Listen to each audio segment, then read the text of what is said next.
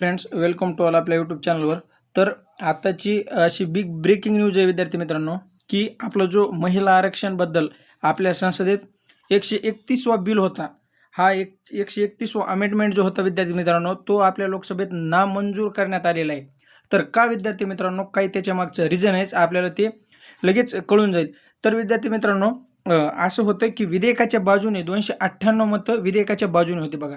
आणि आपल्याला विधेयक जर पारित करायचा तो असेल तर त्याच्यासाठी 2/3 मते पाहिजे होते आपल्याला. बहुमत कितीचा? 352 मताचा बहुमत पाहिजे होता. पण प्रत्यक्षात तेवढे भेटले का? नाही.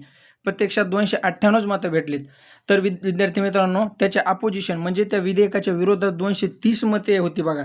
आता राहुल गांधींनी त्यांच्या 2-3 दिवसाआधीच्या इंटरव्ह्यूमध्ये सांगितलं होतं की आमचा फुल सपोर्ट असेल फिमेल रिझर्वेशनसाठी.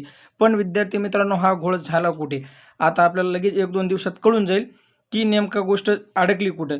तर विद्यार्थी मित्रांनो, ही आताची बिग ब्रेकिंग न्यूज आहे. तुमच्या एक्झाम पॉईंट ऑफ व्ह्यूने लक्षात ठेवा. 298 मते विधेयकाच्या बाजूने होती, तर 230 मते विधेयकाच्या अपोजिशन म्हणजे विरोधात होती. आणि एकूण मतदान किती होते? सगळे 528.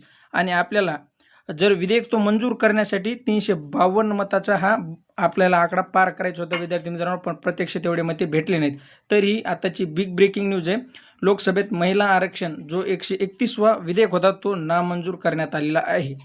तर विद्यार्थी मित्रांनो, तुम्हाला व्हिडिओ कसा वाटला प्लीज कमेंट करून सांगा आणि थँक्स.